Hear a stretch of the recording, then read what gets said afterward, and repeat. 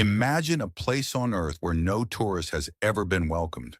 A place where helicopters are chased away with arrows, where ships refuse to sail too close, and where simply stepping onto the beach could become the biggest mistake of your life. Hidden deep inside the Bay of Bengal lies one of the world's last forbidden places, North Sentinel Island. At first glance, it looks like a tropical paradise. Crystal clear water, dense green forests, white sandy beaches.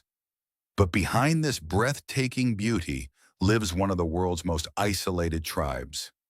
A tribe that has rejected the modern world for thousands of years.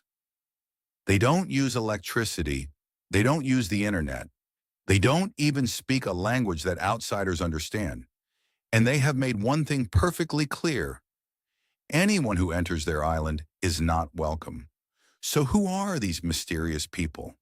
Why do they attack outsiders? And why has the Indian government completely banned anyone from visiting this island? Today, we uncover the shocking truth behind the world's most dangerous island.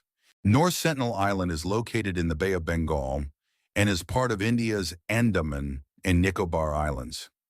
The island covers only about 60 square kilometers. From space, it looks peaceful, but getting close is almost impossible. A protected exclusion zone surrounds the island, and the Indian government prohibits unauthorized visits to protect the Sentinelese people from outside diseases and unwanted contact. Even a common cold could be devastating for a community that has lived in isolation for generations. Nobody knows exactly how long the Sentinelese have lived on this island. Some researchers believe their ancestors arrived here more than 50,000 years ago.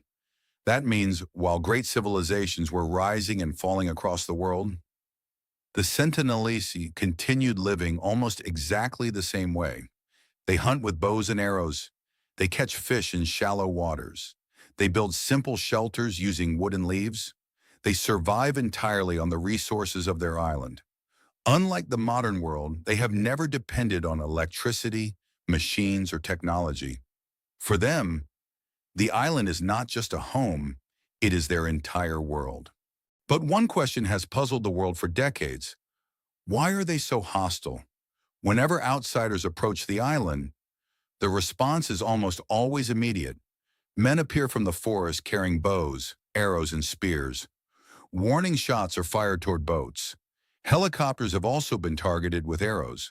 To many people, it may look like aggression, but to the Sentinelese, it is most likely self-defense.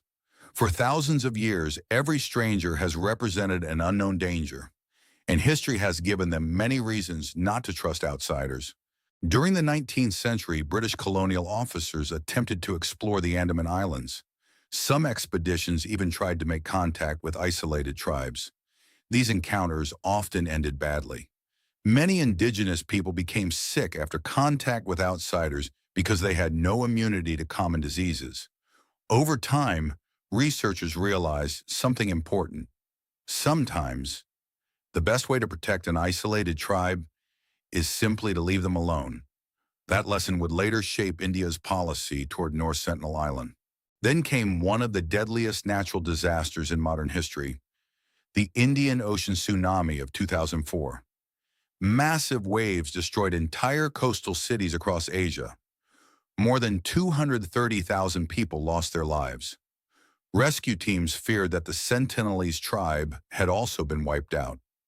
The Indian government sent helicopters to check if anyone had survived, but something unexpected happened.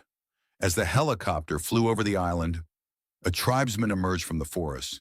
He raised his bow, pulled back the string, and fired an arrow directly at the helicopter. It was a powerful message. The Sentinelese were alive, and they still wanted the outside world to stay away. But the story became even more disturbing just 2 years later. In 2006, two Indian fishermen were sleeping in their boat when it drifted toward North Sentinel Island. By morning, the boat had reached the island's shore. The fishermen never came back. The Sentinelese killed both men and buried them on the beach. When a helicopter was later sent to locate their bodies, The tribesmen once again made it clear that outsiders were not welcome. They fired arrows toward the helicopter. For the Indian authorities, incidents like this created an impossible question. Should they try to intervene? Or should they continue the policy of leaving the Sentinelese completely alone? And then, 12 years later, an outsider would make an even more dangerous attempt to reach the island. On November 17, 2018, Chau made his final journey toward North Sentinel Island. He asked the fishermen to leave him alone near the island. He carried a Bible and approached the beach by kayak. The Sentinelese immediately noticed him. They fired arrows toward him, warning him to stay away. Chau returned to the boat, but he decided to try again. The next day, the fishermen saw the Sentinelese dragging his body along the beach. John Allen Chau was dead. His body was never recovered. Indian authorities decided not to launch a dangerous recovery operation because entering the island could put both the rescuers and the Sentinelese at risk.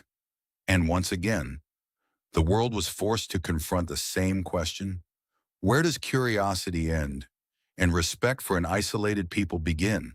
On November 17, 2018, Chau made his final journey toward North Sentinel Island. He asked the fishermen to leave him alone near the island. He carried a Bible and approached the beach by kayak. The Sentinelese immediately noticed him. They fired arrows toward him, warning him to stay away. Chau returned to the boat, but he decided to try again. The next day, the fishermen saw the Sentinelese dragging his body along the beach. John Allen Chau was dead. His body was never recovered. Indian authorities decided not to launch a dangerous recovery operation because entering the island could put both the rescuers and the Sentinelese at risk. And once again, the world was forced to confront the same question: where does curiosity end and respect for an isolated people begin? But perhaps the biggest mystery is not why the Sentinelese attack outsiders. It is why they continue to choose isolation. For decades, the Indian government has followed a simple policy: watch them, but do not interfere. North Sentinel Island, along with 5 kilometers of surrounding coastal waters, is protected as a tribal reserve by the Indian government. Outsiders are prohibited from entering. Ships and aircraft may patrol the area, but the goal is not to change the Sentinelese way of life. It is to protect it. Because for a tribe that has lived isolated for generations, even a simple contact with the outside world could bring diseases their bodies have never encountered. And perhaps their greatest protection is the very isolation that makes them so mysterious. And perhaps that is the real lesson of North Sentinel Island. Not every mystery needs to be solved. Not every place needs to be explored. And not every community needs to become part of the modern world.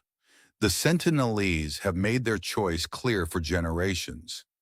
They want to live on their island, on their own terms, and today the Indian government continues to protect that choice through an eyes-on, hands-off approach.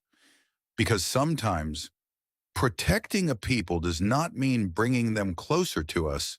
Sometimes it means giving them the space to remain who they are. North Sentinel Island remains one of the last places on Earth where the modern world is told one simple thing: stay away, and perhaps that is exactly why this mysterious island still survives. This is Hidden Empire Official, where every story changes the way you see the world.